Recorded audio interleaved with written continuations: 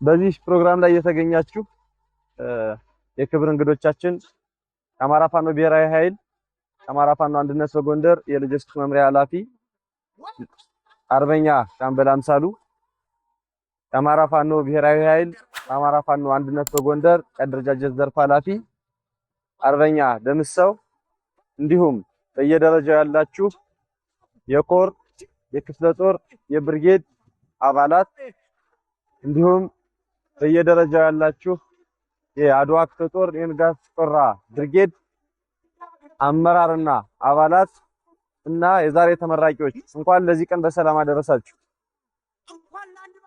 እንኳን አደረሳችሁ። አመሰግናለሁ። ከዚህ በመቀጠል እንግዲህ ፋኖነትን በተመለከተ ቅድም አርበኛ ጌታቸው በጥሩ ሁኔታ ሲያቀርበው ሰምቻለሁ። እኔ አንድ ነገር ነው መጨመር የምፈልገው። በፋኖነት ውስጥ ምን ያስፈልጋል ነው። በፋኖነት ውስጥ ምን ያስፈልጋል? እኛ ትናንት ከነበርንበት ዛሬ ላይ ለመድረስ ምን አስፈልጎን ነበር ካልን ራስን መስጠት አስፈልጎን ነበር። እዚህ ላይ የምታዩት ሰራዊት፣ በየአካባቢው የምታዩት ሰራዊት ከነበረበት ዝቅተኛ አደረጃጀት አሁን ወዳለበት አደረጃጀት እንዲደርስ ራስን መስጠት ያስፈልግ ነበር። እስኪ አንዴ ራስን መስጠት በሉ። ድጋፍ ጮራ አይሰማም። ራስን መስጠት በሉ። ራስን መስጠት ማለት ጥቅምን፣ ምቾትን፣ ፍላጎትን መካድና መተው ማለት ነው። ለምን ሲባል ለወጣንለት ዓላማ ልናሳካው ላሰብነው ዓላማ ፍጻሜና ግብ መዳረስ ስንል ራሳችን መስጠት ያስፈልጋል። ፍላጎቶቻችን መተው ያስፈልጋል። ገንዘብ ፍላጎት ይሆናል፣ ምቾት ፍላጎት ይሆናል፣ ስልጣን ፍላጎት ይሆናል፣ ሌላም በርካታ የሰው ልጅ ፍላጎት አለው። አርበኛ ማለት ፍላጎቱን ገጥቶ ራሱን ለትግል ሰጥቶ እስከ መስቀሉ ጫፍ የሚደርስ ማለት ነው። የኛ የመስቀላችን ጫፍ የአማራ ሕዝብ ነጻነት ነው። የኛ የመስቀላችን ጫፍ ያለብን የተደቀነብን የህልውና ስጋት መቀረፍ ማለት ነው። አርበኝነት ማለት እንዳረቡ ሰው ክርስቶስ እስከ መስቀሉ ጫፍ መድረስ ከሆነ በእኛ በዚህ ዘመን ባለን የነጻነት ታጋይ አርበኞች የመስቀላችን ጫፍ የህዝባችን የህልውና ደህንነት ማረጋገጥ ነው። ያለ ማድረግ ራስን መስጠት ያስፈልጋል። ገንዘብን መናቅ፣ ሀብትን መናቅ፣ ስግብግብነትን መናቅ፣ ምቾትን መናቅ፣ ከዚያም ራስን መስጠት፣ ለዓላማ ራስን መስጠት ከጓደኛ ቀድሞ መገኘትን ይጠይቃል። በዚህ ዘመን እንደምታውቁት አማራ ሆኖ አማራን የሚወጋ ጸረ ህዝብ የሆነ ባንዳ የበዛበት ጊዜ እንደሆነ ታውቃላችሁ። ባንዳነት በዚህ ዘመን ብቻ አይደለም ያለው፣ በቀደሙትም ጊዜ ነበረ። ነገር ግን በታሪክ ሲሰነድ ሁለት አይነት ታሪክ አለ፣ የጠራ ታሪክና ጥቁር ታሪክ። የጠራውን ታሪክ የሚጻፈው ራሳቸውን ክደው ለዓላማ ራሳቸውን ሰጥተው ዋጋ የከፈሉ ጀግኖች ናቸው። አንድ ታሪክ ልንገራችሁ በዚያው አጋጣሚ። በግራኛ መዶራራ ጊዜ ታስታውሱ እንደሆነ ወይም ደግሞ የሆኑ መጽሐፎች ላይ በታሪክ ሲነገር ሰምታችሁ እንደሆነ ግሸን አምባ ተራራ ላይ የተሰበሰቡ የነገስታትና የመኳንንት ልጆች ነበሩ። እነሱን የሚጠብቁም የክብር ዘበኞችም ጭምር ነበሩ። ግራኝ በርካታውን ቀጠና እያጠቃ በመጣ ጊዜ መጣና ያን ቦታ ተራራው ላይ ያሉት ሁለት በሮች ናቸው መውጫ ያሉትኝ። ያን ተራራ ዘግተው ለወራት ተዋጉት። ይወጣል ይመቱበታል፣ ይወጣል ይመቱበታል፣ ይወጣል ይመቱበታል። ለረጅም ጊዜ ሲከላከሉት መግቢያ ሲያጣ አንድ ነገር አደረገ። አካባቢው ሌላ መግቢያ በር የሚያውቅ ሰው ፈልጎ ጠየቀ።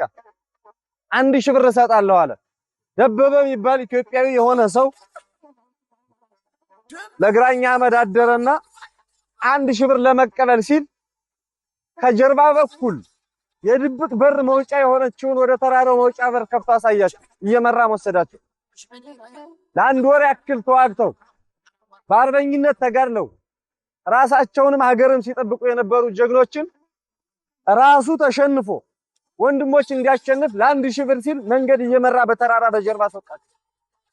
ያን ያክል ሲዋጉ የከረሙ አርበኞች ባላሰቡት ሰዓት ከፊት ለፊት ያለውን ሲዋጉ በጀርባ በር ወጣባቸውና ከበባቸው። ሲጠብቁ የነበሩ የክብር ዘበኞች ተዋግተው 500 በላይ አርበኞች ተሰዉ። እዚያ ተራራ ላይ የነበሩ የነገስታት ሚስቶች፣ የሹማምንት ሚስቶች ልጆች ነበሩ። እነኛን በሙሉ ያዙና ደፈሯቸው። ያን ጊዜ ምን አደረገች? አንዷ ከነዚያ መሃል አንዷ የሆነች ሴቶቹን በሙሉ ሰበሰበችና ወንድሞቻችን ገለዋል፣ ባሎቻችን ገለዋል፣ ክብራችን አዋርደዋል፣ አገራችን ወረዋል፣ እኛንም ደፍረው አዋርደውናል፣ እኛን ለመጠቀም ያያደረጉን ያሉት። ነገር ግን አንድ ጊዜም ቢሆን ተደስተው ረክተው ሲተኙ ሁላችሁም በተመሳሳይ ሰዓት ተነስታችሁ በራሳቸው ጩቤ አንገታቸውን ቀልታችሁ መጣል መቻል አለባችሁ ብላ መከረች። 500 ሴቶችን ያሳመፀቻቸው። ተዘጋጁ። ያን አድርገው ረክተው ተደስተው ደግመው ሲተኙ 500ዎቹ ሴቶች ተነስተው 500ዎችን የአባቶቻቸውን የባሎቻቸውን ገዳይ አርደው ጣሏቸው። እዚያ ተራራ ላይ ያለው አማጺ 500 ሰው ብቻ አይደለም ወረራ የመጣው በርካታ ሰው ነው። ነገ እንደሚገደሉ ያውቁታል። ነገር ግን እነሱንም የደፈሩ ያዋረዷቸውን የአባቶቻቸውና የባሎቻቸውንም ገዳይ ማስወገድ ነበረባቸው። ተበቀሏቸው። ያን አደረጉ። በነገተው ሲታይ እነኝህን ሴቶች ለወሲብ ጥማት ሲጠቀም የነበረ የግራኝ አህመድ ሰራዊት አመራር የነበረ ነው። የሽማምንት ልጆች ሲደፍር የነበረ ሁሉም ሙቶ ተገኘ። እነዚህን ሴቶች አሰባሰቡና ረሸኗቸው። አሁን አንድ ጥያቄ ነው የምጠይቃችሁ። ረሸኗቸው። እነዚያ ሰዎችም ተበሳጭተው ለወንድሞቼ ያልሆን ለወገኖቼ ያልሆን ለኛ ተጠቅምን ብለው መንገድ መርቶ ያመጣውን ሰውዬ 1000 ብር መስጠቱን ትተው እየመራ ባወጣቸው ተራራ ላይ ገደል ለቀቁት። አሁን ማን ነው ባንዳ? ማን ነው አረኛ? ያቺ ሴት ወይስ ይሄ ወንድ? ደበበ ወይስ ሴቷ? ሴቷ እንደምትሞት አውቃ ግን ለክብሯ ስትል ራሷን ሰጣለች፣ ወይም ደግሞ እህቶቿን ለአርበኝነት ትግል አነሳስታለች።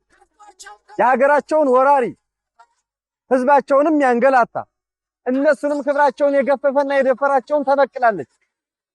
ያ ወንድ ግን ለ1000 ብር ሲል መርቶ ወገኖችን አዋርዶ አስደፍሮ መሪዎችን አስገድሎ ያንን ብር ሳያገኝ በገደል ተወርውሯል። እኛ በዚህ ዘመን ላይ ራሳችን ስንሰጥ በዚህ ደረጃ ዋጋ መንከፍልበት ደረጃ ላይ አልደረስን ይሆናል። አሁን ትግል ላይ ስላለን በየከተማው በየጫካው እየተያዘ የሚረሸነውን ታውቃላችሁ። በየመንገዱ የሚደፈሩ ሴቶችን እናቶችን ታውቃላችሁ። የነሱን ደም ለመበቀል ይሄን ስርዓት እስከ መጨረሻው ለመገርሰስ ግን ልክ እንደነዛ ሴቶች ራስን እንደሚሞቱ እያወቁ ጠላትን ወደ ማጥፋት መገስገስ ያስፈልጋል። ዋጋ ለመክፈል መዘጋጀት ያስፈልጋል። አርበኝነት ማለት ይሄ ነው። ዝም ብሎ ሙዚቃ ተሰምቶ ተመጥቶ ተገብቶ የሚወጣበት ማለት አይደለም። ጥፋት የታወጀበት እልቂት የታወጀበት በየቦታው የሚፈናቀል እንዲኖር የማይፈቀድለት ከራሱ ሀገር በአባቱ ርስት የተገነባች የቆመች ምድር ላይ እንደ ስደተኛ ናወጣ እየተባለ የሚባረርበት ሀገር ላይ ያለ ህዝብ አለን። የሱን ደህንነት ለመጠበቅ ራሳችን ሰጠን መታገል መቻል አለብን። ይሄን ስንታገል ከስርቆት፣ ከውሸት፣ ከወንብድና፣ ከዝርፊያና የመሳሰሉ ህዝብነን ከሚያስከፉ እታገልልሃለሁ ዋጋ ከፍልልሃለሁ ከምንለው ህዝብ ሊያረቁንና ሊለዩን የሚችል ነገር የሚያደርግ ካለ ይሄን ተቋም ታውቁታላችሁ። ለማንም ምህረት የለውም። ጭንቅላትህን ይላል፣ እጅህን ይቆርጥልሃል። እያደረግን ቆይተናል። የዛሬ ተመራቂዎች የምትቀላቀሉበት ተቋም ይሄ ጠባይ ያለው ተቋም ነው። የሰረቀን እጁ የሚቆርጥ ተቋም ነው። አፄ ቴዎድሮስ አንድ ነገር አደረገ። አንድ ሌባ እየሰረቀና እየዘረፈ አስቸገረው። አስመጣው፣ ያዘው፣ ገርፎ ዋ ወዮ ድጋሜ ባገኘ እኔን አያርገኝ ብሎ ለቀቀው። ሁለተኛም ያ ሰው ሰረቀና ዘረፈ። አሁንም ተይዞ መጣ። በደንብ አድርጎ ከነበረው እጥፍ አድርጎ አስገርፎ አስሮ ቀጦ ድጋሜ ባገኘ እኔን አያርገኝ ብሎ ለቀቀው። ለሶስተኛ ጊዜ ሰርቆ መጣ። ወንድሜ እኔ ሰው ነኝ። አምላክ እንኳን በአምላክነቱ የሰው ልጅ ኃጢአት ሲሰራ ገሃነም ያስገባል ብሎ ያን ሰው አንስቶ እሳት ላይ ጨመረው። አሁን በዚህ ትግል ላይ ያለ ሰው በስርቆትና ህዝብን በማማረር ደረጃ ከተገኘ 3 ጊዜ ምንታገስበትና እድል ምንሰጥበት ጉዳይ የለንም። ምክንያቱም እኛ አርበኞች ነን፣ እኛ ታጋዮች ነን። የሚያጠፋውን ምናስተካክልና ምናርም እንጂ በዚያ ቦታ ላይ ምንገኝ መሆን አይገባንም። ከናንተ የቀደሙ ይሄን ስም የገነቡ በህዝብ ቅቡልነት ያላቸው አርበኞችን ስም እንዳታበላሹ ራሳችሁን ግዙ። ይሄን ነው ማለት የምፈልገው። እንኳን ለዚህ የምረቃ በዓል በሰላም አደረሳችሁ። አመሰግናለሁ ወንድሞቼ። መይሶ ካሳ ሁለተኛ ኮር አመራሮች፣ የአድዋ ክፍለ ጦር አመራሮች እንዲሁም በዛሬው ቀን የወታደራዊ ስልጠና ግዳጃችሁን ያጠናቀቃችሁ የፋኖ ወታደራዊ ምልምል ጓዶች፣ ክቡራትና ክቡራን፣ ከሁሉ አስቀድሜ ለዚህ የምርቃት ዕለት ያደረሰን እግዚአብሔርን እያመሰገንኩኝ ለምርቃት ዕለታችሁ እንኳን አደረሳችሁ እላለሁ። እንደሚታወቀው ህዝባችን ሞት ታውጆበት እኛ የህዝብ ልጆች መድል ልንሆነው ከአጥፊያችን ስርዓት ጋር አንገት ለአንገት በመተናነቅ በአሸናፊነት መንገድ ላይ እንገኛለን። በጥቂት አደረጃጀት በጥቂት መሳሪያ ዱላና ደንጋይ የተጀመረው የህልውና ትግላችን ወደ ግዙፉ መንግስት የመሆን አደረጃጀት ተሻግሯል። አድዋ ክፍለ ጦር ብቻ እንኳን የዛሬውን ጨምሮ ተከታታይ ዙር በርካታ ወጣቶችን በማሰልጠን ከፍተኛ ቁጥር ያለው ሰራዊት የህልውና ትግሉ ግዳጅ ላይ ይገኛል። የተከበራችሁ ተመራቂዎች፣ ክቡራትና ክቡራን፣ የተቀላቀላችሁት ቅዱሱን የፋኖ ዓላማ ነው። የተቀላቀላችሁት ህዝባችን ከፍጹም ጥፋት የሚድንበት ሐቀኛ መንገድ ነው። እናንተ የተቀላቀላችሁት የአማራውን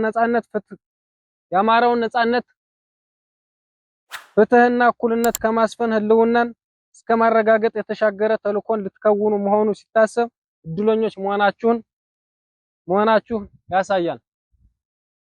ትግል መራብ፣ መጣመት፣ መቁሰል፣ መሰዋት ያለበት መራራ ጉዞ እንደሆነ ታውቃላችሁ። ጸንቶ መቆም፣ መታገል ደግሞ በሚያስደስት ድል ያበቃል። ስለሆነም በቁርጠኝነት ጸንቶ በመቆም ለሚገኘው ድል በምትሄዱባቸው አደረጃጀቶች ሁሉ የሚሰጡ ወታደራዊ ግዳጆቻችሁንና ትዕዛዞቻችሁን አክብራችሁ የወጣንለትን የህልውና ትግል ዓላማ እንድናሳካ ጥሬን እያቀረብኩ በድጋሚ እንኳን አደረሳችሁ፣ እንኳን ተመረቃችሁ፣ እንኳን ደስ አላችሁ ማለት ፈልጋለሁ። ህልውናችን በተባበረ ክንዳችን። ድል ለህልውና ትግላችን። ክቡር ለተሰዉ የትግል ሰማዕታት። አመሰግናለሁ።